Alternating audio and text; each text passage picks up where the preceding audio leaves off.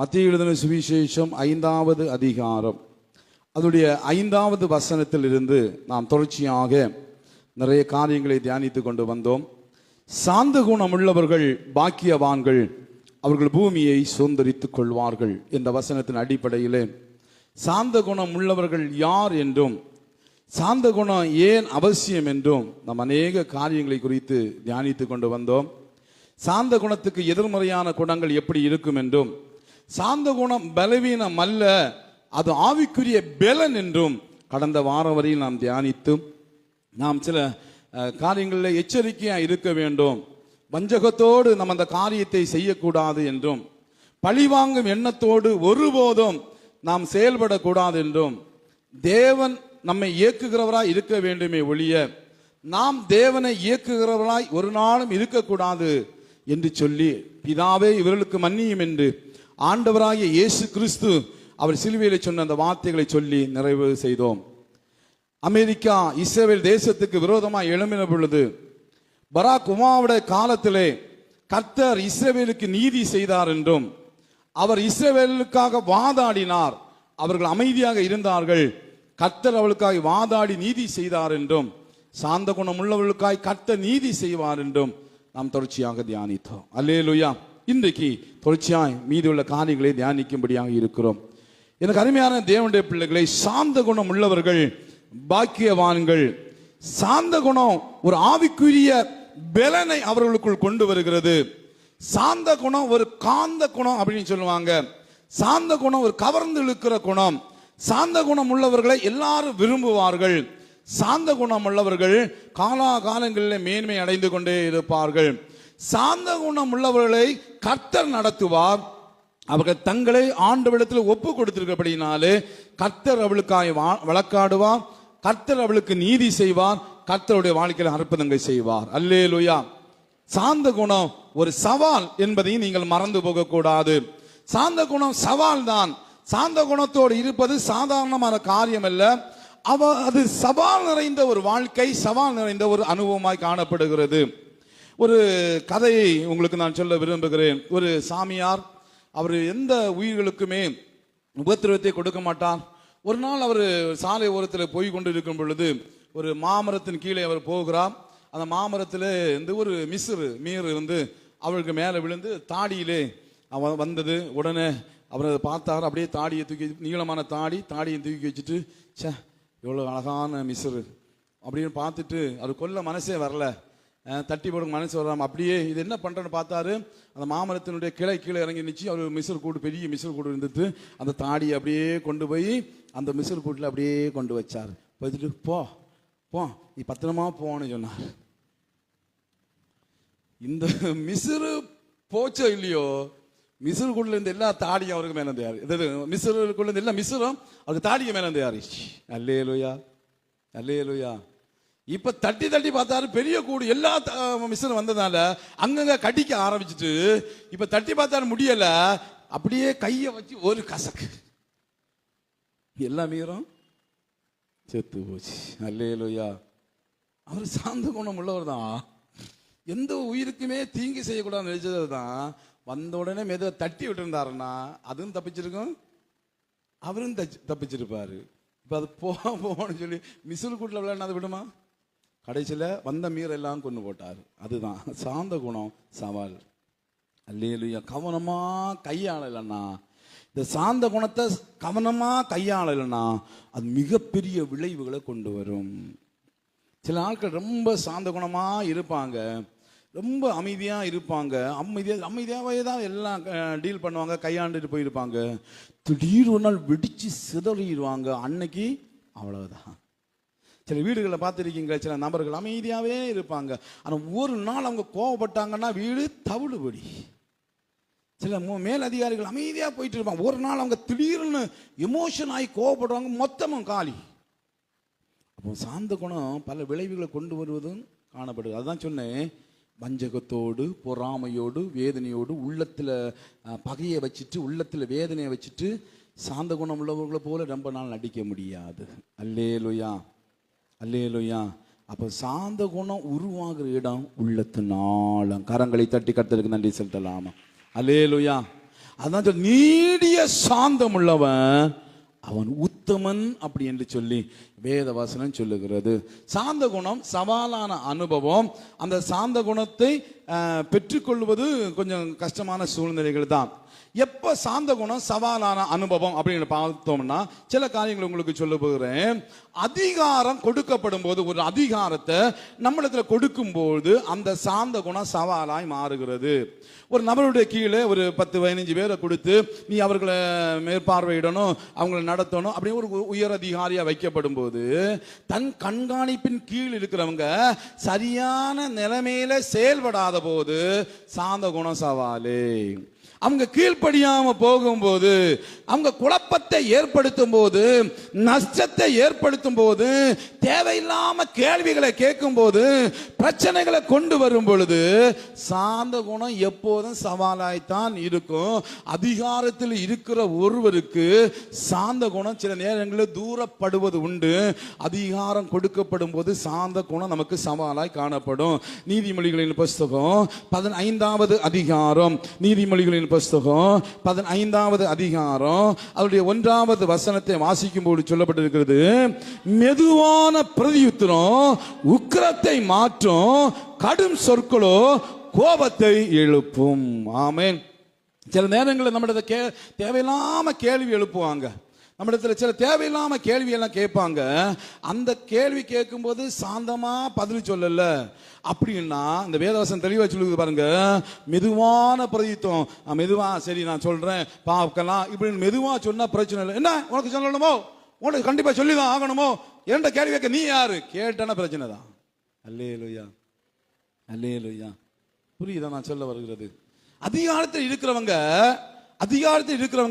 தங்களுடைய அதிகாரத்தை பயன்படுத்தி மற்றவர்களை மேற்கொள்ள நினைக்கும் போது நான் தான் ஹீரோ, மற்றவங்க ஜீரோ, நான் சொன்னாதான் மற்றவங்க கேட்கணும்னு எப்போ ஒரு மனுஷன் நினைக்கிறான் நம்மளுக்கு சவால் தான்.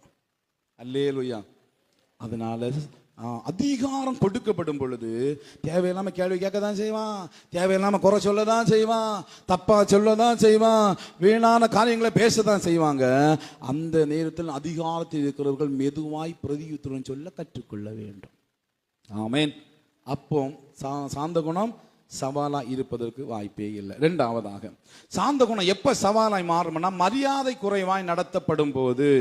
ஒரு குடும்பத்தில் ஒரு தலைவனாக இருக்கட்டும், தலைவியாக இருக்கட்டும், பிள்ளைகளினாலேயோ மற்றவர்களினாலேயோ மரியாதை குறைவாய் நடத்தப்படுகிற பொழுது சாந்த குணம் சவால் தான்.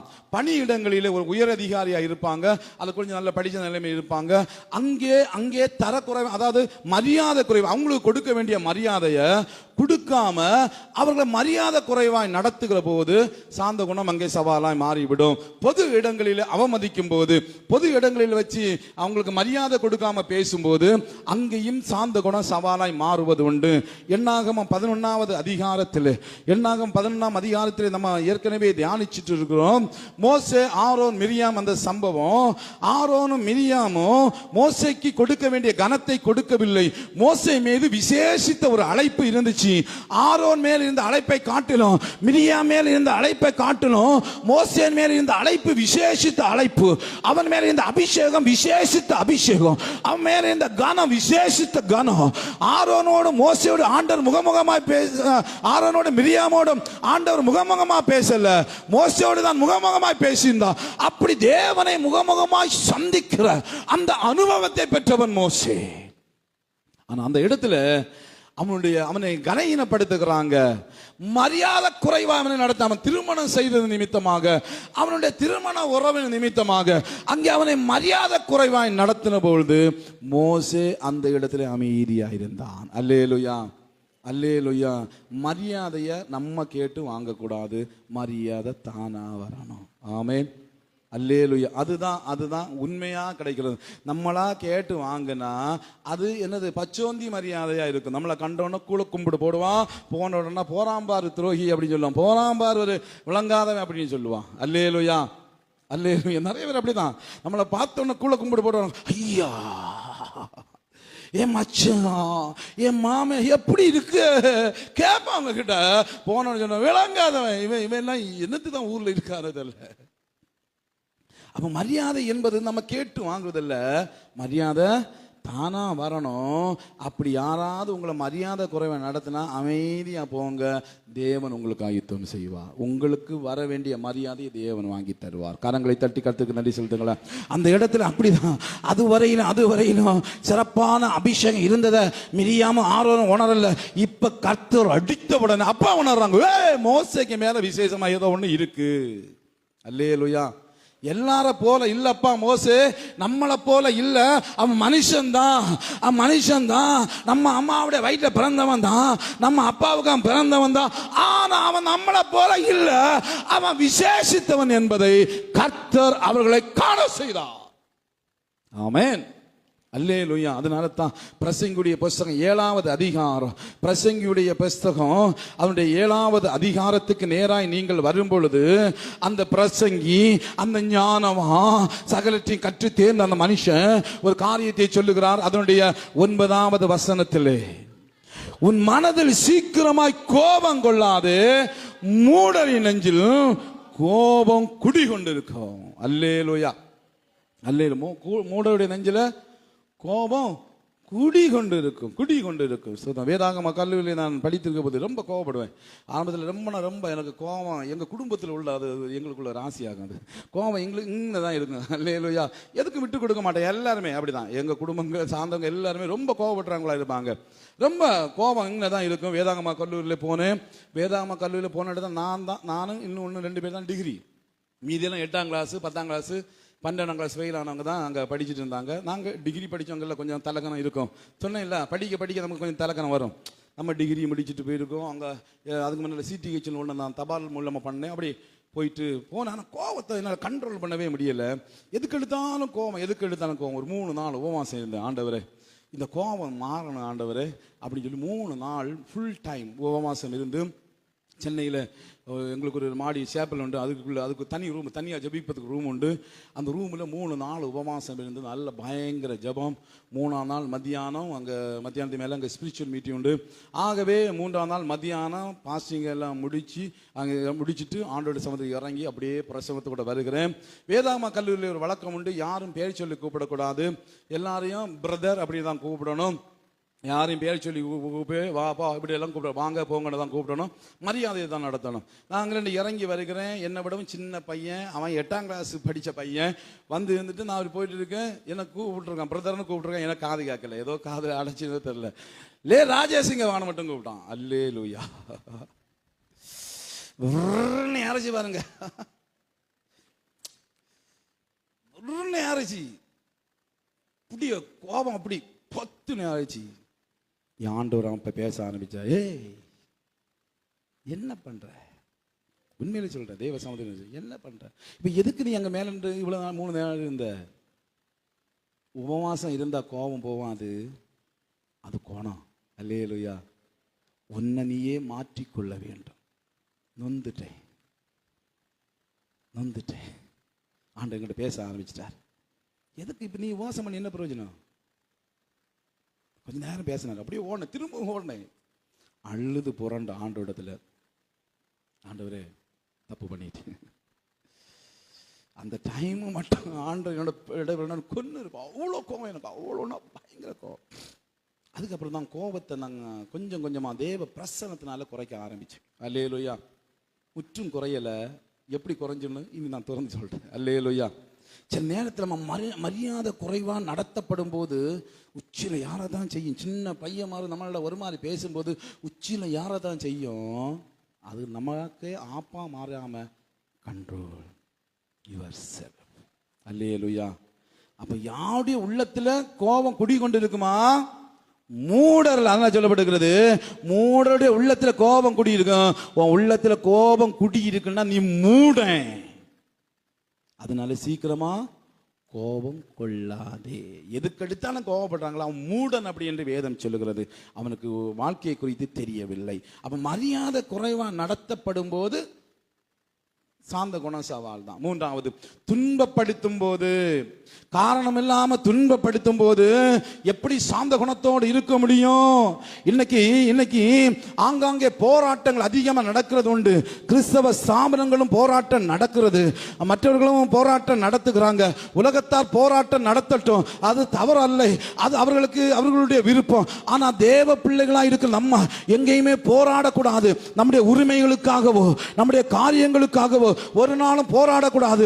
ஒருத்தன் உங்களை உபத்திரப்படுத்தினா அவனுக்கு விரோதமா போராடுவதனால ஒரு பலன் உங்களுக்கு கிடைக்க போகிறது இல்லை. போராடி என்னத்தை சாதிச்சாங்க? அல்லேலூயா, அல்லேலூயா. கிறிஸ்தவர்கள் உபத்திரவப்படுத்தப்பட்டார்கள். அப்போஸ்தலர் நடபடிகள் 5ஆம் அதிகாரம், அப்போஸ்தலர் நடபடிகள் 5ஆம் அதிகாரம் ஃப்ரெஷ்ஷான அனாயிட்டிங்கை பெற்றுட்டு வந்துட்டு இருக்காங்க. அப்போஸ்தலருடைய அந்த ஆரம்ப கால 2ஆம் அதிகாரத்தில் அபிஷேகம் பரலோகத்தில் வந்து இறங்கின போது அவர்கள் அக்னி ஜுவாலைகளாய் மாறினார்கள். அவர்கள் அனல் மூட்டப்பட்டாங்க. வைராக்கியத்தோடு கர்த்தருக்காய் எழும்பி எல்லா இடங்களிலும் ஆண்டவரை குறித்து சாட்சி பகிர்ந்து கொண்டு இருக்கும் போது என்ன நடந்துச்சு தெரியுமா? அவர்களை பிடித்து அவர்களை பயமுறுத்தி இனிமேல் அந்த நாமத்தை குறித்து பேசக்கூடாது, இனிமேல் அந்த காரியத்தை குறித்து பேசக்கூடாது என்று சொல்லி பயமுறுத்தினார்கள் என்று சொல்லப்பட்டிருக்கிறது. அப்போஸ்தலர் 5ஆம் அதிகாரம் 29ஆம் வசனத்தில். அப்ப அவங்க என்ன சொன்னாங்க தெரியுமா? வாசிங்க. அதுக்கு பேதுரு மற்ற அப்போஸ்தலரும் மனுஷனுக்கு கீழ்ப்படுகிறதை பார்க்கணும், தேவனுக்கு கீழ்ப்படிது அவசியமா இருக்கிறது அப்படின்னு சொல்லிட்டு போயிட்டாங்க. அல்லேலூயா, அல்லேலூயா. அவனோட போராடிட்டு இருக்கல, எப்படி எங்களை எதிர்க்கிறான், என் மேல என்ன அபிஷேகம் இருக்கு தெரியுமா? இப்ப நான் கையை நீட்டி நின்னா மோகனை நீ மொத்தமா செத்துருவ, அப்படிப்பட்ட அபிஷேகம் எங்க கிட்ட இருக்கு, வானத்தின் அக்னியாக எங்க மேல இறங்கி இருக்கு, இப்ப நான் என்ன செய்வேன்னு மிரட்டல. ஆமென். ரொம்ப துன்பப்படுத்தப்பட்டாங்க. எங்கேயுமே ராஜாக்கள் அவங்க மிரட்டவே இல்லை, யாருமே அவங்க மிரட்டவே இல்லை, சாந்தத்தோடு போனாங்க, போய் ஜெபம் பண்ணினார்கள். அல்லேலூயா. 2 தீமோத்தேயு 2ஆம் அதிகாரம், 2 தீமோத்தேயு 2வது அதிகாரம் அவருடைய 12வது வசனத்துக்கு வரும் பொழுது அங்கே சொல்லப்பட்டிருக்க 2 தீமோத்தேயு 2:12, அவரோடு கூட பாடுகளை சகித்தோமானால் அவரோடு கூட ஆளுகையும் செய்வோம், நாம் அவரை மறுதலித்தால் அவர் நம்மை மறுதலிப்பார். அல்லேலூயா. பாடுகளை சகிக்கணும். துன்பப்படுத்தப்படும் போது சவால் தான். துன்பம் வரும்பொழுது, காரணம் இல்லாம துன்பப்படுத்தப்படும் போது சவால்கள் தான். நாளைக்கே வந்து சொல்லுவான், இனி இயேசுவை வணங்கக்கூடாது, நான் தான் கடவுள், என்ன வணங்கணும்னு சொல்லி சட்டங்கள் எல்லாம் பிற்காலத்தில் வரதான் போகிறது. அந்த கிறிஸ்து வந்து சொல்லதான் போகிறான், அது அவனுடைய சேனைகள் எல்லாம் வந்து சொல்லதான் போகிறது. அந்த சூழ்நிலையில் பல துன்பங்கள் நமக்கு வரும். கர்த்தரை ஆராதிக்க முடியாது. அதனுடைய முன்னடையாளங்கள் தான் இப்பொழுது நடந்து கொண்டிருக்கிறது. நான் தேவையில்லாம துன்பப்படுத்தப்படுவோம், தேவையில்லாம வேதனைப்படுத்தப்படுவோம், தேவையில்லாம ஓத்திரப்படுத்தப்படுவோம். அந்த நேரங்களில் நிலை தடுமாறி போகாம நிற்கத்தான் இந்த வேத வசனங்களை உங்களுக்கு சொன்னேன். அல்லேலூயா. பாடுகள் வரும்போது, உபத்திரவம் வரும்பொழுது சவால் தான், சாந்த குணம் சவால் தான். ஆனாலும் மெதுவான பிரதியுத்தரம் சொல்லிவிட்டு அந்த இடத்தை விட்டு கடந்து செல்ல வேண்டும். 4வது, மற்றவர்கள் காரணம் இல்லாமல் நம்மை எதிர்க்கும் போது சாந்த குணம் சவாலே. தவறா புரிந்து கொள்வாங்க, சிலர் தவறா புரிந்து கொள்வாங்க. வீடுகளை பார்த்தீங்கன்னா புருஷன் சொல்றது சில மனைவிக்கு என்ன செய்யறது, சரியா மண்டையில போய் காதல போய் கேட்டு மண்டையில ஏறாது, தப்பா புரிஞ்சு கொள்வாங்க. சில மனைவி சொல்வதை புருஷன் தவறா புரிஞ்சு கொள்வாங்க, பிள்ளைங்க சொல்றதை பெற்றோர்கள் தவறா புரிந்து கொள்வாங்க. சிலர் அவசரப்பட்டுட்டே இருப்பாங்க. சிலருடைய பேச்சை பார்த்தீங்கன்னா எப்பவும் அவசரத்திலே இருப்பாங்க, மற்றவங்க என்ன சொல்ல வராங்க என்றதே அவங்க கேட்க மாட்டாங்க. அப்படிப்பட்டவங்க மொத்தமே தவறா தான் புரிந்து கொண்டே இருப்பாங்க. தவறா புரிந்து கொள்ளும் போது, தவறான அபிப்பிராயம் வரும் பொழுது சந்தேகம், ஒருவருக்கொருவர் சந்தேகம், கணவனோ மனைவியோ பிள்ளைகளோ ஒருவருக்கொருவர் சந்தேகம் வரும்போது காரணம் இல்லாமல் நம்மை அவர்கள் எதிர்ப்பார்கள். காரணம் இல்லாமலே எதிர்ப்பாங்க. அப்பொழுது சாந்த குணம் சவால் தான். சில நபர்களை பார்த்தீங்கன்னா சும்மா இருப்பாங்க, யாராவது போய் அவங்கள ஏவி விட்டு, யாராவது போய் அவங்கள தூண்டி விட்டு சும்மா இருக்க விட மாட்டான். சும்மா கிடக்கிற சங்கனை ஊதி கெடுத்தான்னு சொன்ன போல சும்மா இருக்க விட மாட்டான். எவனா அவன் ஏவிட்டே இருப்பான். அவனால ஒன்றும் முடியாது, அவனால ஒன்றுக்கும் உதவாது. ஆனால் மற்றவங்களை ஏவி விட்டுட்டே இருப்பான். ஏன்னு சொல்லி மற்றவங்களை ஏவி விட்டுட்டே இருப்பாங்க. அப்படி ஏவி விடும்போது அவனுக்கு என்னன்னே புரியாது. இந்த ஏவப்பட்டவன் அம்பு, அவன் என்ன நடக்குன்னே தெரியாது. அவன் வந்து என்ன செய்வான்னா பிரச்சனைகள் உண்டாக்குவான். அது என்ன செய்யறது, காரணம் இல்லாம வருகிற பிரச்சனை அந்த நேரத்தில் நம்முடைய சாந்த குணம் சவாலாய் மாறும். ஆமென்.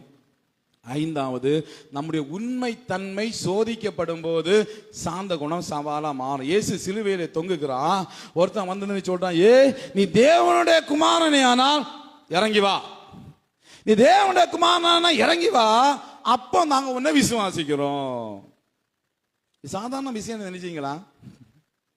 சிலுவையில் அடிச்சு நொறுக்கப்பட்டு ரத்தம் எல்லாம் வளைஞ்சு காயம் எப்படி வலிக்கும் தெரியுமா? ஒரு முள்ளு பட்டாலே நம்ம படுகிற பாடு அப்படிதானே, ஒரு தீபில்ல புண்பட்டாலே நம்ம படுகிற பாடு அந்த அளவுக்கு வலிக்கும்.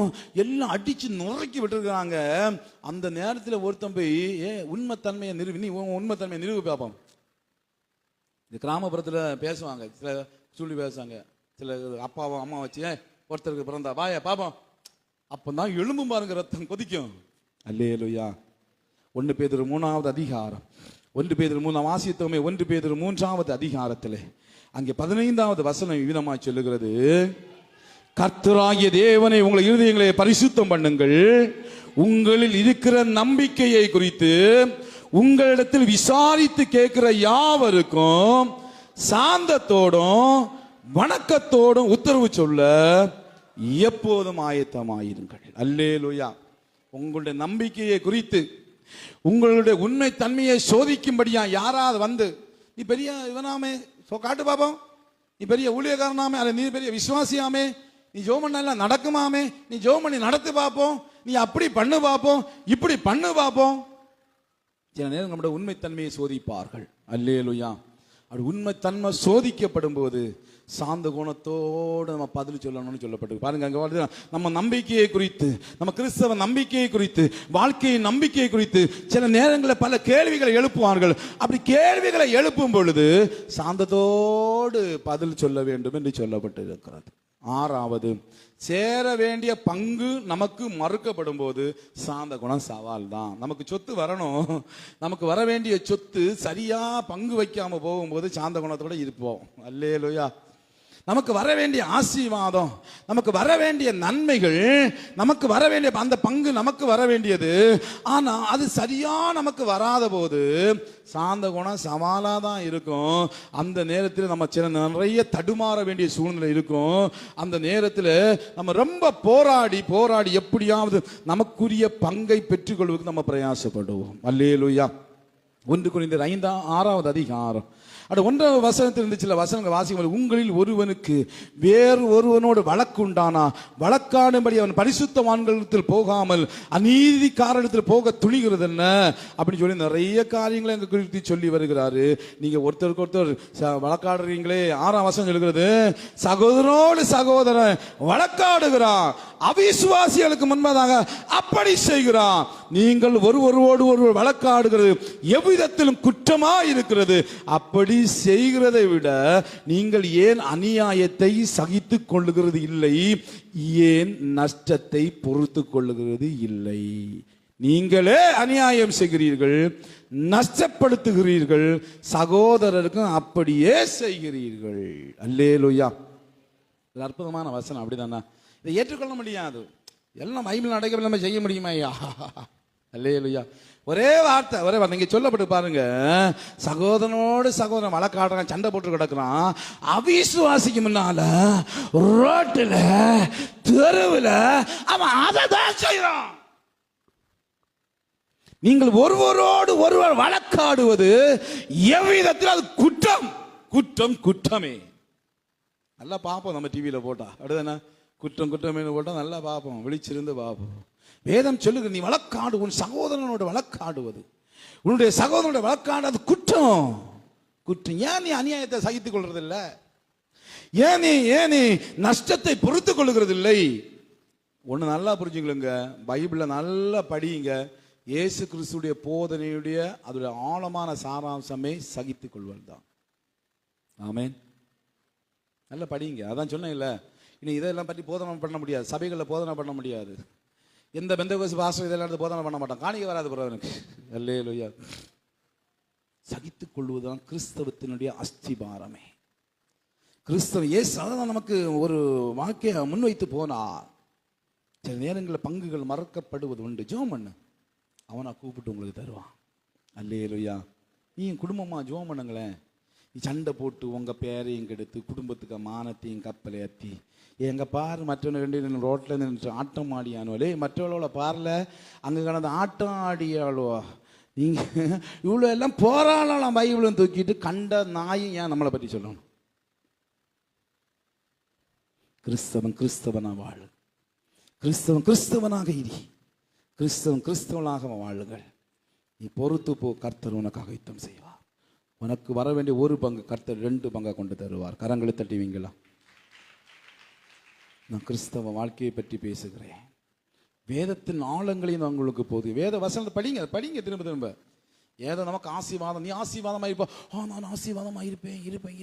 இல்லை, நீ வாழு, கிறிஸ்தவ வாழ்க்கை வாழு. நீ ரட்சிக்கப்படுவதுதான் கிறிஸ்தவ வாழ்க்கைன்னா நீ ரட்சிக்கப்பட்ட உடனே பரலோகத்துக்கு போகணும். இல்லை, இன்னும் நீ உலகத்தில் இருக்குன்னா தேவனுக்காய் ஒரு வாழ்க்கை, கர்த்தருக்காய் ஒரு வாழ்க்கை. கர்த்தருக்காய் வாழ்வது என்பது ஊழியம் செய்வதனே சில நினைச்சிட்டு இருக்கிறாங்க. இல்லையா, கர்த்தருக்காய் வாழ்வது என்பது நஷ்டங்களை பொறுத்து கொண்டு, வேதனைகளை பொறுத்து கொண்டு, உபத்திரவங்களை பொறுத்து கொண்டு, பிரச்சனைகளை பொறுத்து கொண்டு, நம்முடைய பங்குகள் மறுக்கப்படும் போது அநியாயத்தை பொறுத்து கொண்டு, நஷ்டங்களை பொறுத்து கொண்டு கர்த்தருக்காக வாழ்கிற வாழ்க்கை தான் கிறிஸ்தவ வாழ்க்கை. அல்லேலூயா, அல்லேலூயா. நம்முடைய பங்குகள், சேர வேண்டிய பங்குகள் மறுக்கப்படும் போது அது சவாலா மாறுது. ஏன் சவாலா மாறுதுன்னா, நம்ம நம்பிக்கை கர்த்தர் மேல இல்லை, நம்ம நம்பிக்கை மண்ணுங்க மேல. நம்ம நம்பிக்கை தேவன் மேல இல்ல, நம்ம நம்பிக்கை பணத்தின் மேலையும், பேங்க் மேலையும், இந்த மண்ணின் மேலையும், சொத்து மேலையும், சுகத்து மேலையும் நம்ம நம்பிக்கையும் வாஞ்சையும் இருக்கிறபடினால நம்ம அதுக்காக போராடுகிறோம், வெட்டுக்குத்து நடத்துகிறோம், கத்தி எடுத்து கொல்லவும் தயங்க மாட்டேங்கிறோம் சகோதர சகோதரிகளை.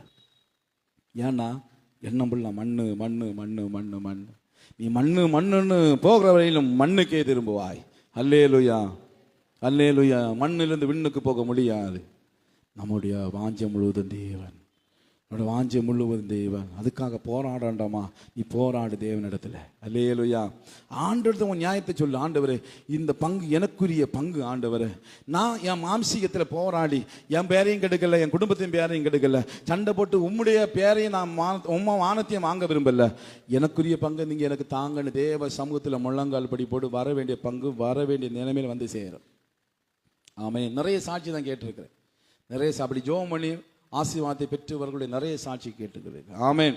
7வதா, நியாயமான உரிமை மறுக்கப்படும் போது கண்டிப்பா நமக்குரிய ஆசீர்வாதம், நியாயமா நமக்கு வர வேண்டியது, நியாயமா நமக்கு வர வேண்டிய கனம், நியாயமா நமக்கு வர வேண்டிய ப்ரமோஷன், நியாயமா நமக்கு வர வேண்டிய உயர்வு மறுக்கப்படும் பொழுது சாந்த குணம் சவாலாய் தான் மாறும்.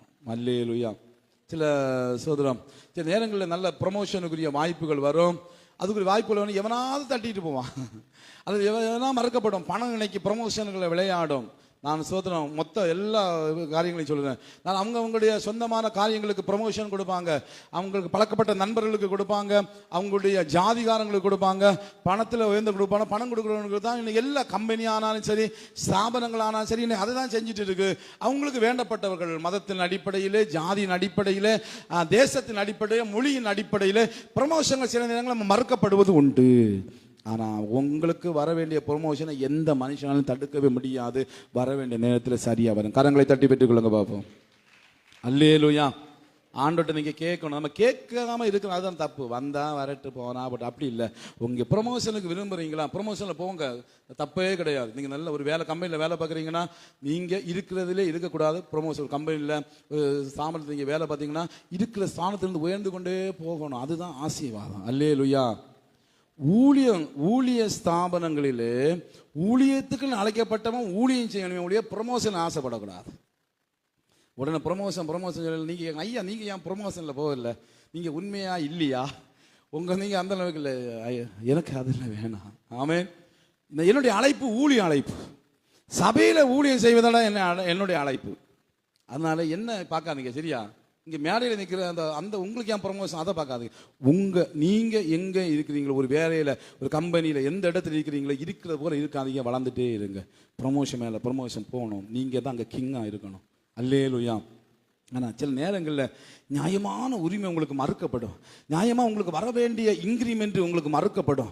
நியாயமாக உங்களுக்கு தர வேண்டிய அந்த காரியங்களை மறுப்பாங்க. மறுக்கும்பொழுது சாந்த குணம் சவால் தான், சண்டை போட தோணும், அடிக்க தோணும், எல்லாம் தோணும். அவங்ககிட்ட வீணா சண்டை போட்டு உங்கள் இமேஜை நீங்கள் எங்கே எடுத்துக்கிறீங்க? தேவ சமூகத்தில் வந்து முழங்கால் படிட்டு ஜெபம் பண்ணி, யாரை ஜெபம் பண்ணுவீங்களோ நாங்கள் சண்டை போட்டு தான் செய்வோம். அல்லேலூயா. அதனால தான் நிறைய ஆசீர்வாதங்களை நம்ம இழந்து போகிறோம், நிறைய நன்மைகளை இழந்து போக காரணம் என்ன? நம்ம சண்டை போடுகிற அந்த ஜீன், நம்ம ஜீனே சண்டை போடுறது. தேவ சமூகத்தில் வந்து ஆண்டோடைய சமுத்திரம் ஆண்டோட இது நியாயமாக எனக்கு வர வேண்டியது, இதை எனக்கு தாங்கன்னு கேளுங்க. ஏற்ற வேலையில் கர்த்தர் உங்களை உயர்த்தி அழகு பார்ப்பார். அல்லேலூயா. அடிமையாய் கொண்டு போகப்பட்டு சிறைச்சாலையில் விழுந்த யோசேப்பு ஒரு நாள் எகிப்துக்கே பிரதம மந்திரியா மாறின. உங்களுக்கு ஒன்று தெரியுமா? அதுக்கு முன்னால வரையிலும், நல்ல கவனிங்க, அதுக்கு முன்னால வரையிலும் எகிப்திலே பிரதம மந்திரியே கிடையாது. ஆண்டவர் யோசேப்புக்காக ஒரு பிரதம மந்திரி என்கிற பதவியை எகிப்திலே உருவாக்கினார். கரங்களை தட்டி கர்த்தருக்கு நன்றி செலுத்துங்களா. அல்லேலூயா. ஒரு புதிய பதவி அவனுக்கு கொடுத்து எல்லாரை காட்டிலும் மேலாய் பார்வோன் அவன் சொன்னா, எல்லாத்தையும் நீதான் விசாரிக்கணும், இந்த மொத்த இடத்தை நீதான் விசாரிக்கணும், என்னுடைய ராஜ்யபாரம் இந்த குடும்பத்தை தவிர மீதி எல்லாத்தையும் நீயே விசாரின்னு சொல்லி எல்லாத்தையும் யோசேப்பு கையில ஒப்பு கொடுக்கிற அளவுக்கு அவன் ஒரு நாள் உயர்த்தப்பட்டான். அவன் உரிமைகள் எல்லாம் மறுக்கப்பட்டு தான் வந்துச்சு. ஆனா தேவன் அவனை உயர்த்தினார். அல்லேலூயா. எட்டாவதாக, ஏமாற்றப்படும் போது நம்முடைய சாந்த குணம் சவால் தான். நம்மளை ஒருத்தர் ஏமாத்துறாங்க, நம்மகிட்ட இருந்து பணத்தை வாங்கிட்டாங்க, ஏற்ற நேரத்தில் தருவேன்னு சொன்னாங்க, தரமாட்டேங்கிறாங்க, அந்த நேரத்தில் சவால் தான். அல்லேலூயா. அல்லேலூயா. அது பணம் நமக்கு ரொம்ப அவசியம், கண்டிப்பாக வந்து தான் ஆகணும், வேற வழியே இல்லை. நியாயமாக கேட்டு பார்ப்போம், அல்லது ஏதாவது விதத்தில் கேட்டு பார்ப்போம். தராத பொழுது கடைசி என்ன தான் பிடிக்கணும்? சண்டை தான் பிடிக்கணும். அடுத்தண்ணா கெட்ட வார்த்தை போட்டு தான் ஏசணும். நீங்கள் ஜெபம் பண்ணியே உங்களுக்கு கிடைக்காது, நீங்கள் சண்டை போட்டால் கிடைக்க போகுது. ஆமே. ஒருத்தர் நமக்கு உதவி செஞ்சு நமக்கு ஏமாத்திட்டாங்கன்னா அவங்க மனசுல அந்த ஏமாற்றுற தன்மை இருக்கு. அதுல இருந்து அவங்க உணர்வடைஞ்சு நம்ம தருவதற்கு நம்ம செய்ய வேண்டியது ஜெபம் தான். ஆமே. சண்டை போடுவதால நான் கொடுக்கணும்னு நினைச்சேன், என்னை இப்படி யாசி போட்டான், என்னை இப்படி யாசி போட்டா அப்படின்னு சொல்லிட்டு இந்த பார்வோனுடைய இருதயம் கடினமானது போல இவர்களுடைய இருதயமும் கடினமாகி கொண்டே இருக்குமே ஒழிய உங்களுக்கு தர வேண்டும் என்கிற எண்ணம் வராது. அல்லேலூயா. இங்கே சொல்லுங்க, ஆண்டவர், நான் ஏமாற்றப்பட்டு இருக்கிறேன், நான் வஞ்சிக்கப்பட்டு இருக்கிறேன், எனக்குரிய பணம், நான் கஷ்டப்பட்டு சம்பாதிச்ச பணம், இது எனக்கு வேணும் ஆண்டவர்னு சொல்லி தேவ சாந்த குணத்தோடு தேவ சமூகத்தில் இருங்க. வர வேண்டியது வட்டியோடும் பலிசையோடும் முதலோடும் சேர்ந்து வரும். கரங்களை தட்டி அல்லேலூயா. என்னுடைய ஊழிய அனுபவத்தில் நான் அப்படி ஒரு காரியத்தை பார்த்தேன். ஒரு நாள் ஒரு நபர் ரொம்ப வருஷமா ஒரு ஆளுக்கு பணம் கொடுக்க வேண்டும், அது கொஞ்சம் ரூபா தான் வாங்கிட்டு ஏமாத்திட்டு மும்பைக்கு போனார். இவர் ஃபோன் மட்டும் பண்ணி பார்த்தாரு, கடைசியில் செல் சுவிட்ச் ஆஃப், அதை கான்டாக்ட் பண்ண முடியலை. நாட்கள் போக ஆரம்பிச்சுட்டு கர்த்தர் இவரையும் ஆசி வைத்தார், அவரையும் ஆசி வைத்தார். பல வருடங்கள் அப்போல்லாம் அதெல்லாம் பணம் நடக்கும்போது நாங்கள் அங்கே கிடையாது. நாங்கள் அந்த ஊருக்கு போன பிற்பாடு ஒரு வருஷம் தாண்டின உடனே ஒரு நாள் அவர் வந்துட்டு, ஐயா, நான் ஒரு தப்பு பண்ணிட்டேன், என் மனசுக்கு ரொம்ப அது உறுத்தலாம் இருக்குது, இவ்வளோ நாள் அது இல்லை, ஆனால் இப்போ கொஞ்சம் நாளாக பயங்கர உறுத்தல் ஐயா அப்படின்னு சொல்லிட்டு அவர் என்கிட்ட சொல்லிட்டு கொஞ்சம் பணம், அவர் கொடுக்க வேண்டிய பணம், அதுக்குரிய வட்டி, அதுக்குரிய எல்லாம் சேர்த்து இத்தனை வருஷத்துக்குள்ள எல்லாத்தையும் சேர்த்து கொண்டு வந்துட்டு அந்த மனுஷன் முகத்தை என்னால் பார்க்க முடியலையா, என் ஆண்டவர் பேசிட்டு இருக்கார், இந்த பணத்தை நீங்கள் கொடுத்துருவீங்களா அப்படின்னு சொன்னார். உடனே நான் சொன்னேன், சரி நான் கொடுக்குறேன்னு சொல்லிட்டு அந்த நபரை கூப்பிட்டு நீங்கள் இருங்க அப்படின்னு சொன்னேன். இல்லையா, நான் போயிடுறேன், பிரச்சனை ஆயிடும், என்னை பார்த்தாலே டென்ஷன் ஆயிடுவார். இல்லை, நீங்கள் பணத்தை கொடுத்துட்டு சண்டையோட போகக்கூடாது, இருங்க அப்படின்னு சொல்லிட்டு அவரையும் வீட்டில் கூப்பிட்டு வச்சுருந்தேன். அவர் வந்தார். வந்த உடனே இவரை பார்த்த உடனே அவருக்கு முகம் எல்லாம் மாறிச்சு. நான் ஐயா கோவப்படாதீங்க, ஒரு நல்ல செய்தியோட தான் உங்களோட பணத்தை அவர் கொண்டு வந்திருக்காருன்னு சொன்னேன். உடனே அவர் அப்படியே பார்த்துட்டு அவருக்கு முகத்தில் சந்தோஷம் வந்துச்சு. அவர் சொன்னார், பயங்கர நெருக்கடி ஐயா, பயங்கர நெருக்கடி, அவசரமாக என் பிள்ளைக்கு இப்போ ஃபீஸ் கட்டணும், இல்லைன்னா என் பிள்ளைய வீட்டுக்கு விடுவேன்னு சொல்லிட்டாங்க, என்ன பண்ண கேட்க வேண்டிய இடத்துலலாம் கேட்டு பார்த்தேன், வாய்ப்பே இல்லை, நான் ஆண்டோட்ட ஜோம் பண்ண ஏதாவது வழியை திறங்கப்பா அப்படின்னு ஜோம் பண்ண ஐயா. ஒரு வாரமாக நாங்கள் வீட்டில் டெய்லி கண்ணீர் வடித்தோம். சோதர அல்லேலூயா. இவன் கண்ணீர் அவனை மும்பையில் இருக்க விடலை. ஆமேன்.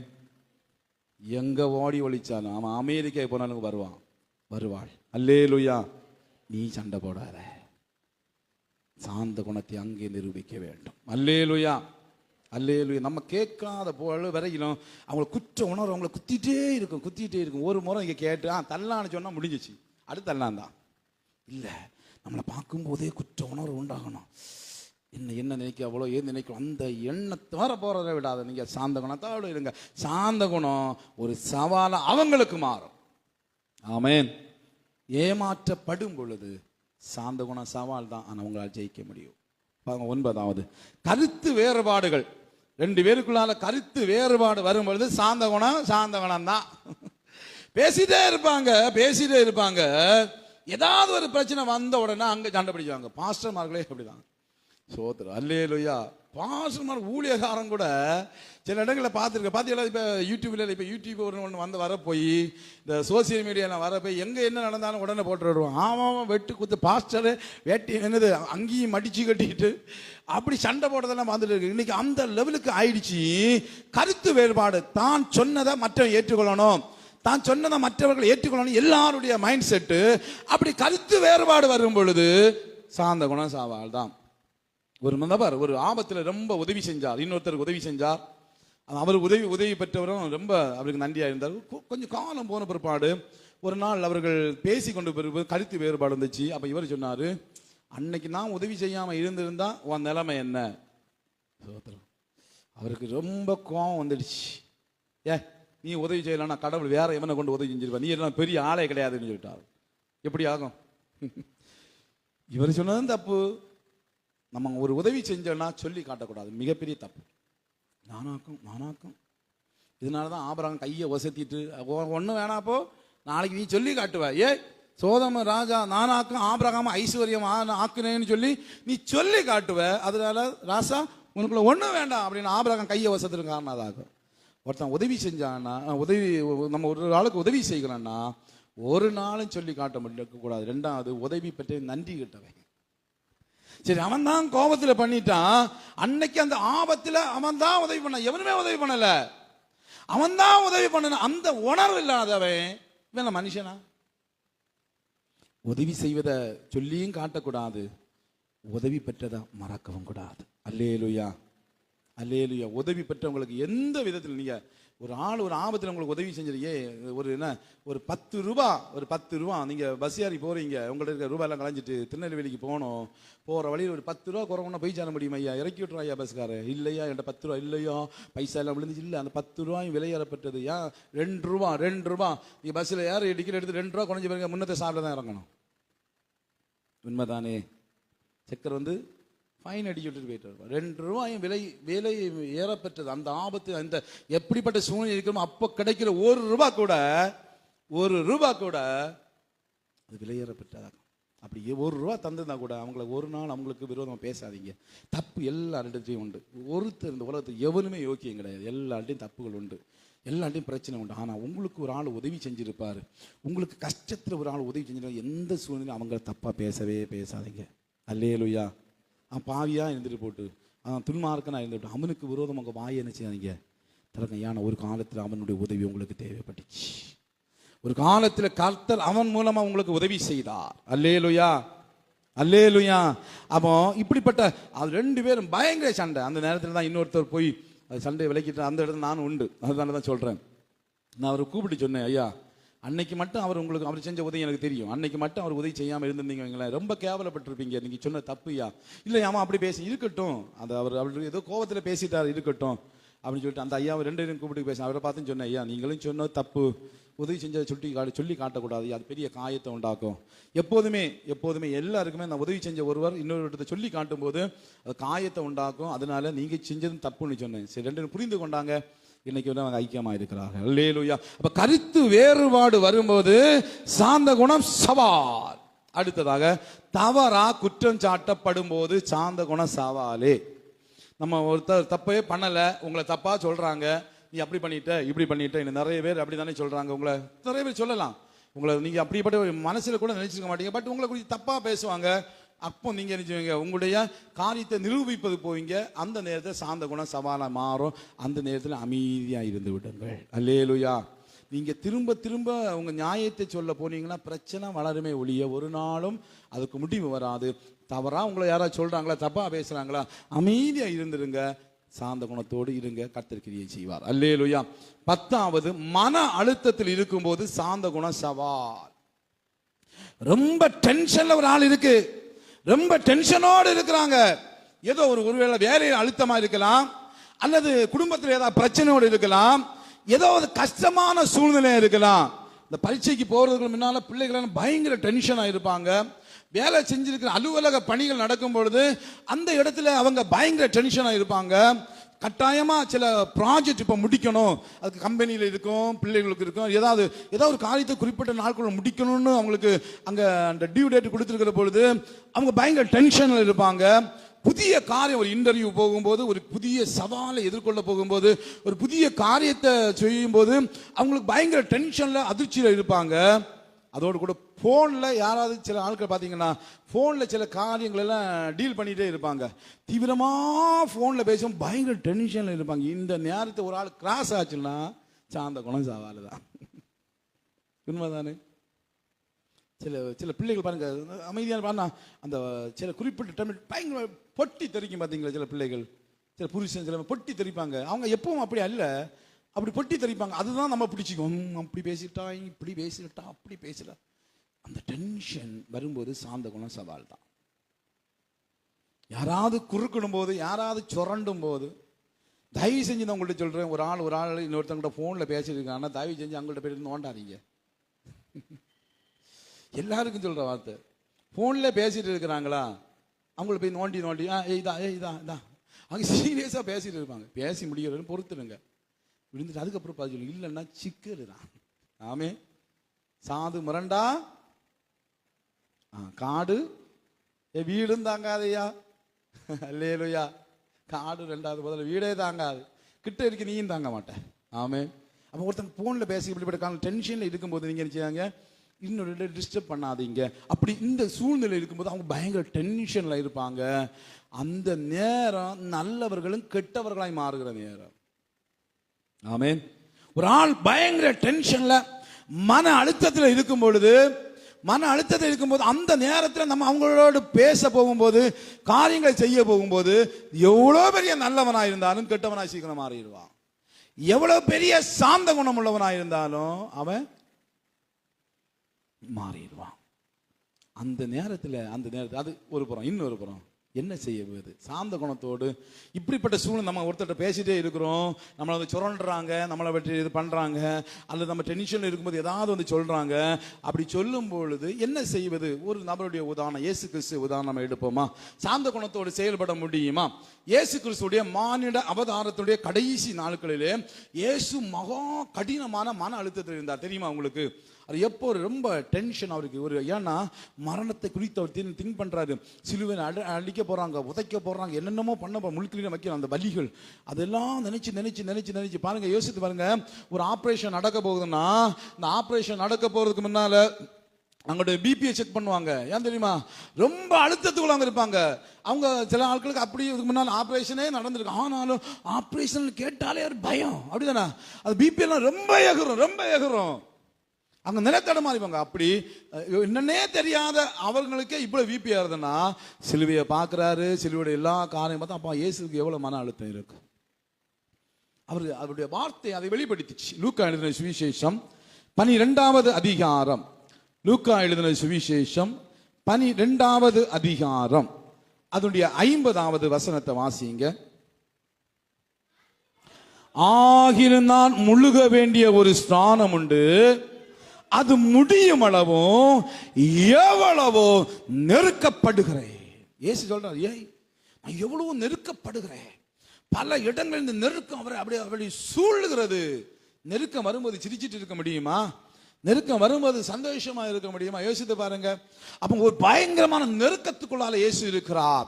யோவான் 12ஆம் அதிகாரம், யோவான் எழுதின சுவிசேஷம் 12வது அதிகாரம் அவருடைய 27வது வசனத்தை நீங்க வாசிக்கும் போது சொல்லப்பட்டிருக்கிற 12:27, இப்போது என் ஆத்துமா கலங்குகிறது, நான் என்ன சொல்லுவேன்? பிதாவே இந்த வேலையிலிருந்து என்னை இரட்சியும் என்று சொல்வேனோ? இதற்காகவே இந்த வேலைக்குள் வந்தேன். இயேசு சொல்ல, ஐயோ என்ன நான் கலங்கி கொண்டு, என் ஆத்துமா கலங்குகிறது. ஒரு போராட்டம் அவரை அழுத்தி கொண்டிருக்கிறது. அப்படியே மன அழுத்தத்தில் கலங்கி கொண்டிருக்கிறார் இயேசு கிறிஸ்து. சொல்றாரு, நான் என்ன செய்வேன் ஆண்டவரே? ஐயோ வேண்டாம்னு சொல்ல முடியுமா? இதுக்கு தானே வந்தேன், இது நான் பொறுப்பு செய்ய வேண்டியது. ஆனாலும் ஆண்டவருக்குள்ள அந்த கலக்கம், ஆண்டவருக்குள்ள நெருக்கம் அவரை ரொம்ப மன அழுத்தத்துக்குள்ளாக்கி விட்டு இருக்கிறது. இந்த அப்படி பயங்கர மன அழுத்தத்தில் இருக்கிறாரு. இந்த நேரத்தில் சில சம்பவங்கள் நடக்குது, அதை தான் உங்களுக்கு சொல்ல போகிறேன்.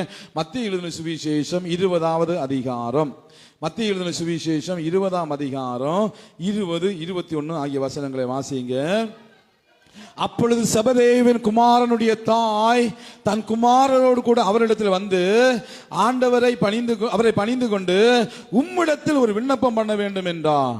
அவர் அவளை நோக்கி உனக்கு என்ன வேண்டும் என்று கேட்டால், அதற்கு அவள் உம்முடைய ராஜ்யத்திலே என் குமாரனாகிய இவ்விரண்டு பேரில் ஒரு உமது வலது பாரிசத்திலும் ஒரு உமது இடது பாரிசத்திலும் உட்கார்ந்து இருக்கும்படி அருள் செய்ய வேண்டும். நீங்க மேல உள்ள வசனங்களை படிச்சிட்டீங்க, நல்ல கவனிங்க. எனக்கு கொஞ்சம் நல்ல கவனிங்க, பிள்ளைங்க எல்லாம் நல்ல கவனிங்க.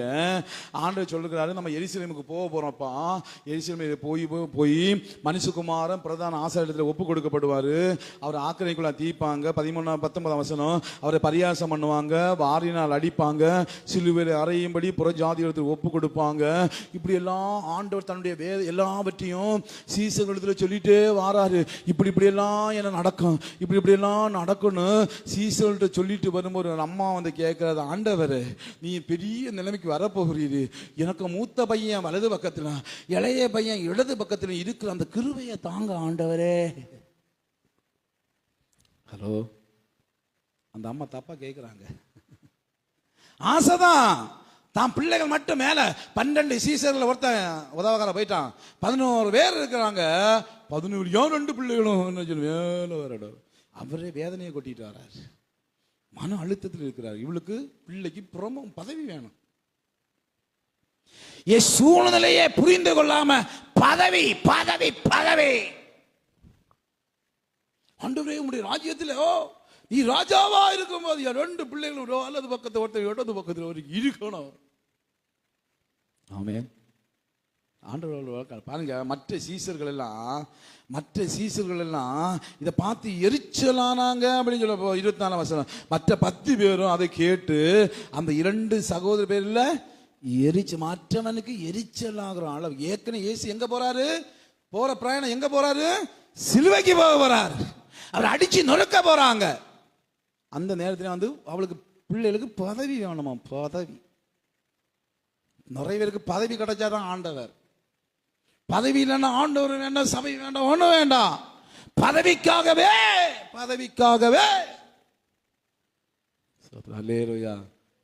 ஆண்டவர். ஏமா ஆண்டவருக்கு பயங்கர கோபம். ஆண்டவர் அந்த இடத்துல தன்னுடைய கோபத்தை அந்த டென்ஷன் வெளிப்படுத்தாம என்ன சொன்னார் தெரியுமா, ஏம்மா அது என்கிட்ட இல்லம்மா, அதுதான் சொல்ல வரேன். அந்த நேரத்தில் ஆண்டவர் டென்ஷன் பட வேண்டிய, என்ன கேட்கிற நீ, என்னம்மா கேட்கிற அப்படின்னு சொல்லாமா, ஏம்மா அது என்கிட்ட இல்லம்மா, அந்த பரலோகத்தின் பிதாவிட்ட இருக்குமா சொல்லிட்டே போயிட்டா. அல்லேலூயா, அல்லேலூயா. அந்த நேரத்தில் மத்திய எழுதின சுவிசேஷம் 22ஆம் அதிகாரத்தில் கொஞ்சம் பேர் வராங்க. கொஞ்சம் பேர் அவர்களிடத்தில் வந்து அவருடைய கிடக்கு மடக்கான ஒரு கேள்வி கேட்கிறாங்க. 22, 24 சொல்லப்பட்டிருக்கிறது, போதகரே, ஒருவன் சந்தானம் இல்லாமல் இறந்து போனா அவனுடைய சகோதரன் மனைவி விவாகம் பண்ணி தன் சகோதரனுக்கு சந்தானம் உண்டாக்க வேண்டும் என்று மோசே சொன்னாரு. இப்படி எங்களுக்குள்ள ஒருத்தி இருந்தான், ஒருத்தன் அவளை கல்யாணம் பண்ணா, அவன் செத்து போயிட்டான். அவன் தம்பி கல்யாணம் பண்ணா, அவனும் செத்து போயிட்டான். இப்படியே கல்யாணம் பண்ணி 7 பேரும் செத்து போயிட்டாங்க. இப்ப தேவனுடைய ராஜ்யத்தில் வரும்போது எவன் அவளுக்கு கணவனாயிருப்பான், எவனுக்கு அவன் மனைவியா இருப்பாள்? சூப்பர் கேள்வி இல்லையா? மனுஷனுக்கு டென்ஷன் வருமா வராதா? அவரே சிலுவைக்கு அந்த நினைச்சிட்டு டென்ஷன்ல போயிட்டு இருக்கிற வந்து கேட்கிற கேள்வியை பாத்தீங்களா? நீங்களே சொல்லுங்க, டென்ஷன் வருமா வராதா? ஆண்டவர் ஒரே வார்த்தையில் அவங்கள்ட்ட டென்ஷன் ஆகவே இல்லை. ஒரே வார்த்தை சொன்னா, ஐயப்பா பரலோக ராஜ்யத்தை இப்படி எல்லாம் கிடையாதுப்பா, அங்க கொள்ளுவினையும் கிடையாது, கொடுப்பினையும் கிடையாது, தேவதூதலை பெறுவார், முடிஞ்சு. ஆமென். லூக்கா 22ஆம் அதிகாரம், லூக்கா புஸ்தகம் 22ஆம் அதிகாரம் 24வது வாசம். இதை விடவும் கொடுமை மேல நடந்துச்சு பாத்தீங்களா? அதை விடவும் கொடுமை 22ஆவது அதிகாரத்தில் அங்க சொல்லப்பட்டிருக்கிறது. இயேசு கடைசியிலே சிலுவைக்கு போறதுக்கு கொஞ்சம் முன்னால அவர் தன்னுடைய அந்த அப்பத்தையும் திராட்சை ரசத்தையும் எடுத்து, இது உங்களுக்காக பிக்கப்படுகிற என்னுடைய சரீரமாக இருக்கிறது, உங்களுக்காக சிந்தப்படுகிற ரத்தமாக இருக்கிறது, என்னை நினைவு கூறும்படி இதை செய்யுங்கன்னு சொல்லி 21 வருஷம் சொல்லுகிறது. என்னை காட்டி கொடுக்கிற கை என்னோடு கூட பந்தி இருக்கிறது, எல்லாம் முடிய போகுதுப்பா, எல்லாம் முடிய போகிறது, இப்ப எல்லாம் வந்து என்ன காட்டி கொடுப்பாங்க, என்ன சிலுவையில் அறைய போறாங்க அப்படின்னு இயேசு தன்னுடைய வருத்தத்தை எல்லாம் சீசரிடத்துல சொல்லிட்டு இருக்கும் போது அங்க என்ன நடக்குது தெரியுமா? 23ஆம் வசனம். அப்பொழுது அவர்கள் நம்மள் அப்படி செய்கிறவன் யார் என்று தங்களுக்குள்ள விசாரிக்க தொடங்கினார்கள். அன்றியும் தங்களில் எவன் பெரியவனா இருப்பான் என்று அவர்களுக்குள்ளாலே. கவனிக்கிறீங்களா? இயேசு பட்ட பாடுகளை எல்லாம் கவனிச்சீங்களா? அவர் அந்த வேதனையெல்லாம் சொல்றாரு, இப்படி எல்லாம் நடக்க போது நான் வார அளவில் என்ன நினைவு குறிப்பிட்டு செய்யுங்கப்பா, நீங்க திருவிருந்தில எல்லாம் பங்கெடுங்க அப்படின்னு சொல்லி என்ன நான் வருமளவும் இதெல்லாம் செய்யுங்க, தவறாம செய்யுங்கன்னு அவர் பேசிட்டே இருக்கிறாரு. பேசிட்டு இருக்கும்போது என்ன ஒருத்தன் காட்டி கொடுப்பான்னு சொன்னாரு. அப்போ அவங்களுக்குள்ள பேச்சு, எவன்டா காட்டி கொடுப்பாமல்ல, யார் அப்படி காட்டி கொடுப்பான்னு பேச்சு இப்ப மாறி அவர் சாக போகிறாரு. அடுத்த தலைவர் யார்? அதான் அவர் சாக போறாருப்பா. நம்ம தலைவர் மண்டைய போட போறாரு.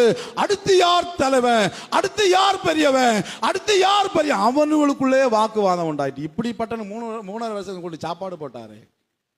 சாப்பாட்டு ராம மாறுவா. அல்லேலூயா. வசனத்தில் இருக்கிறதா சொல்றேன்.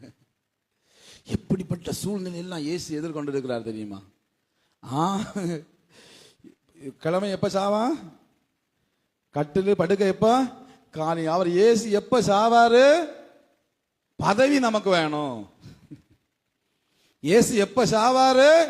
அடுத்த தலைவன் தான்.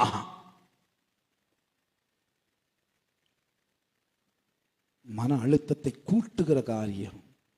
இயேசு அவர்களுக்கு சாந்தமா ஒரு பதில் கொடுக்கிறார். என்ன கொடுக்கிறார்?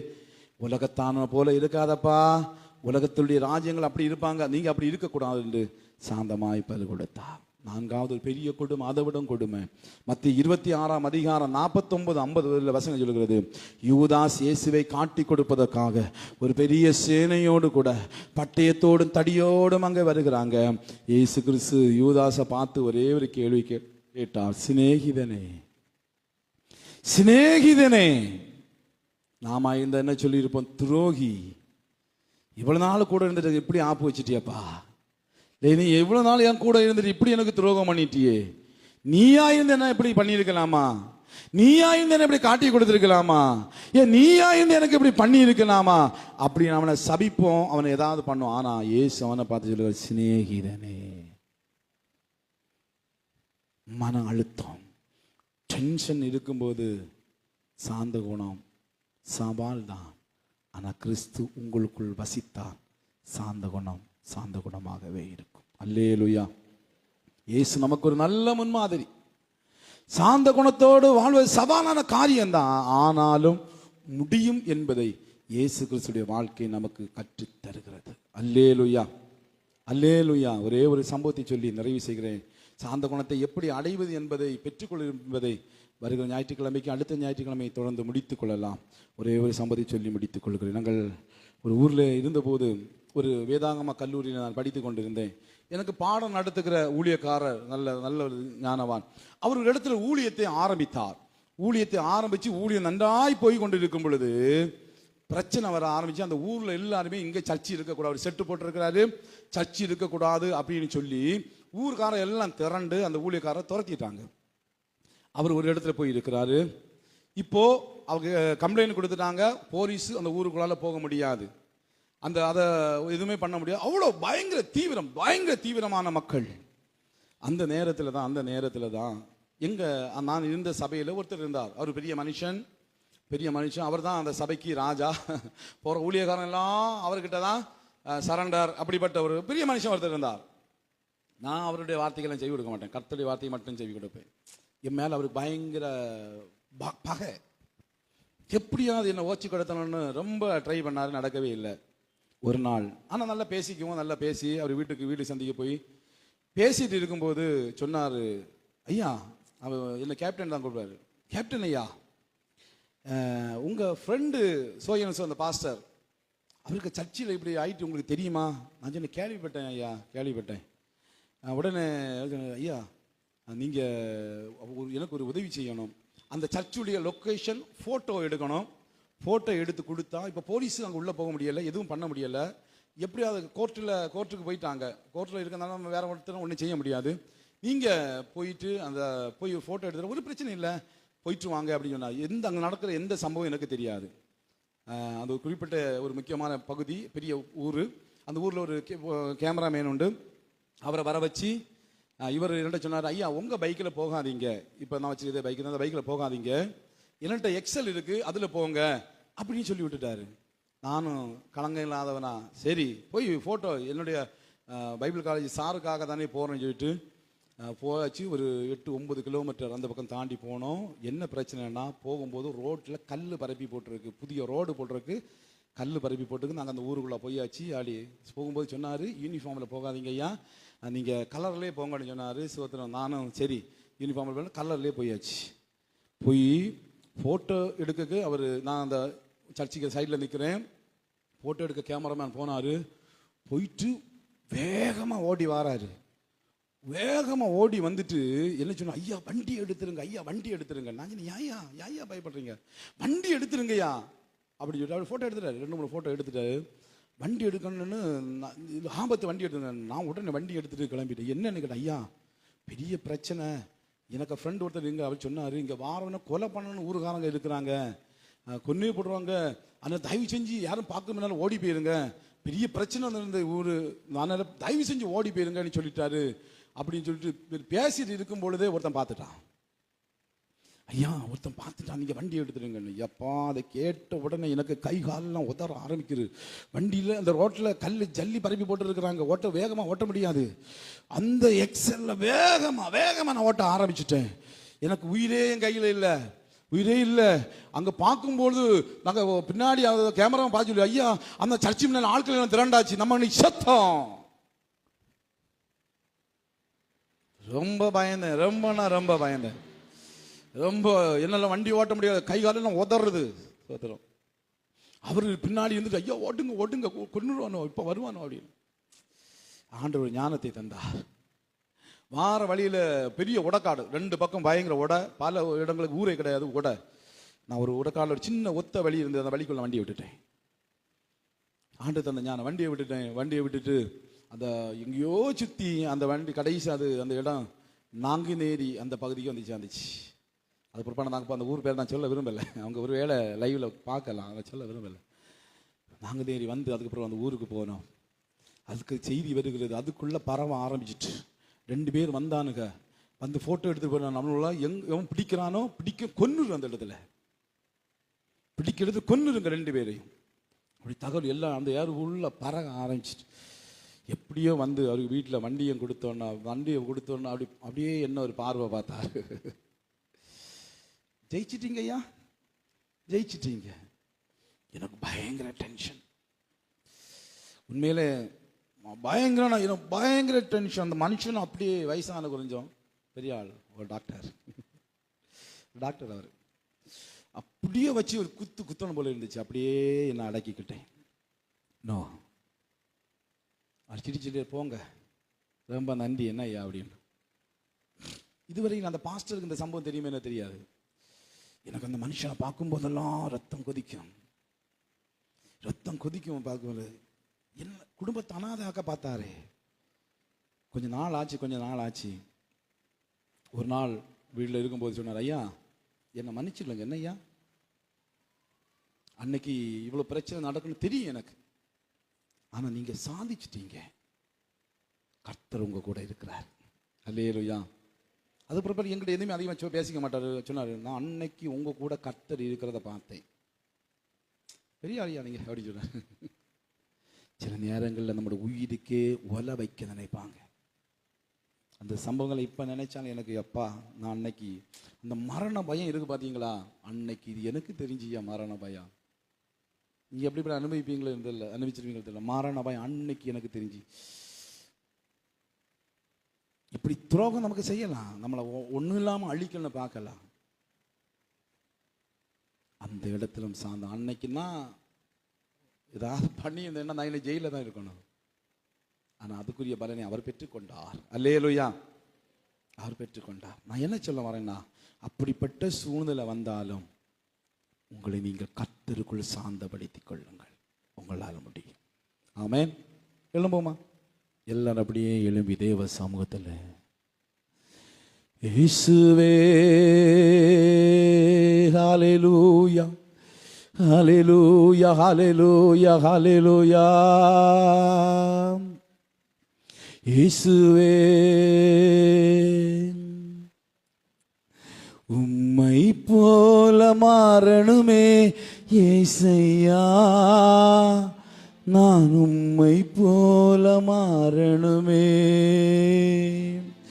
உம்மை போல மாறணுமே ஏசையா, நான் உம்மை போல மாறணுமே, உம்மை போல மாற்றிடுமே ஏசையா, என்னை உம்மை போல மாற்றிடுமே, என்னை உம்மை போல் மாற்றிடுமே, உம்மை போல மாறணுமே ஏசையா, உம்மை போல் மாறணுமே. ஆண்டவரே, சாந்த குணம் ஒரு சவால். அந்த சவாலான சாந்த குணத்தை நாங்கள் எப்படி அடைவது? சாந்த குணம் சவாலாய் மாறும்போது நாங்கள் எப்படி அதை ரியாக்ட் பண்ணுவது? நாங்கள் எப்படி அதை சமாளிப்பது? நாங்கள் எப்படி அதை சரி செய்வது என்று சொல்லி ஆண்டவரே, சில காரியங்களை இன்றைக்கு வேத வசனத்தின் அடிப்படையிலே நாங்கள் புரிந்து கொள்ளும்படி, நாங்கள் அறிந்து கொள்ளும்படி கர்த்தர் எங்களுக்கு கிருபை பாராட்டினபடியால் நாங்கள் நமக்கு நன்றி செலுத்துகிறோப்பா. நாங்கள் ஒவ்வொரு சாந்த குணம் உள்ளவர்களாய் மாறணும், சாந்த குணம் உள்ளவர்களாய் வாழணும், சாந்த குணம் உள்ளவர்களாய் இருக்க வேண்டும் என்பதை கர்த்தர் விரும்புகிறீர். ஆகவே உம்முடைய பிள்ளைகளாய் இருக்கிற நாங்கள் சாந்த குணமுள்ளவர்களாய் மாறவே கர்த்தர் எங்களுக்கு உதவி செய்வீராக. நீர் எங்களுக்குள் இருக்கிறீர், உம்முடைய அந்த சாந்த குணம் எங்கள் மூலமாய் வெளிப்படட்டும், வெளிப்படட்டும். ஆண்டவரே, இந்த ஆராதனையில் கலந்து கொண்ட ஒவ்வொருவரையும் உங்க கரத்தில் நான் ஒப்பு கொடுத்து ஜெபிக்கிறேன். சிறு பிள்ளைகள், வாலிபர்கள், பெரியோர்கள், வயோதிபர்கள் எல்லாரையும் உங்களுடைய கரத்தில் நான் ஒப்பு கொடுத்து ஜெபிக்கிறேன். கர்த்தர் அவளை ஆசீர்வதிங்கப்பா. சமாதானத்தோடும் சந்தோஷத்தோடும் கிருபையோடும் வாழ கர்த்தர் உதவி செய்யுங்க ஆண்டவரே.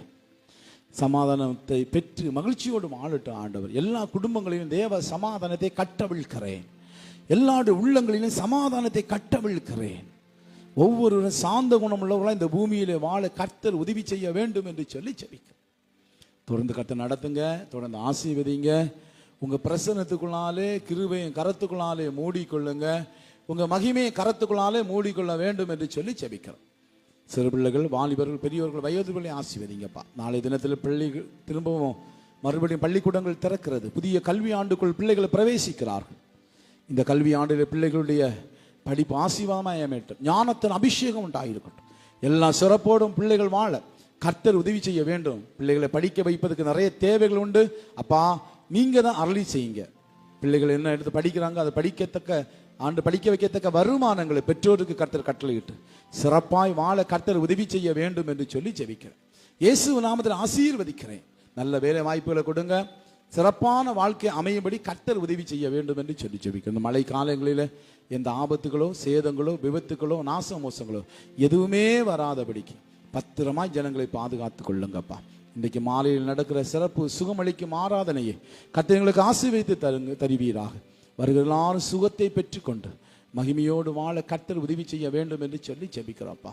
சகல ஆசீர்வாதங்கள் நன்மைகள் உடையவர்களாய் ஒவ்வொருவரும் விளங்கட்டும். பரிபூர்ணமான ஆசீர்வாதம் உண்டாகட்டும், சிறப்பான ஈவுகள் உண்டாகட்டும், மகிமையான பாக்கியங்கள் உண்டாயிருக்கட்டும். தொடர்ந்து கர்த்தர் நடத்தி ஆசீர்வதிங்க. எல்லா துதியும் கனமும் மகிமை உமக்கு ஒருவருக்கே செலுத்துகிறேன். இயேசு நாமத்தில் ஒப்பு கொடுத்து ஜெபிக்கிற நல்ல பிதாவே, ஆமென், ஆமென். நம்முடைய கர்த்தராகிய இயேசு கிறிஸ்துவின் கிருபையும் பிதாவாகிய தேவனுடைய அன்பும் பரிசுத்த ஆவியானுடைய ஐக்கியமும் சிநேகமும் இன்றும் என்றும் சதா நாட்களும் நம் அனைவரோடும் கூட தங்கி நிலைத்திருப்பதாக. ஆமென், ஆமென். அல்லேலூயா. கர்த்தர் உங்களை ஆசீர்வதித்திருக்கிறார். சமாதானத்தோடு போய் வாருங்கள். ஆமென். Praise the Lord.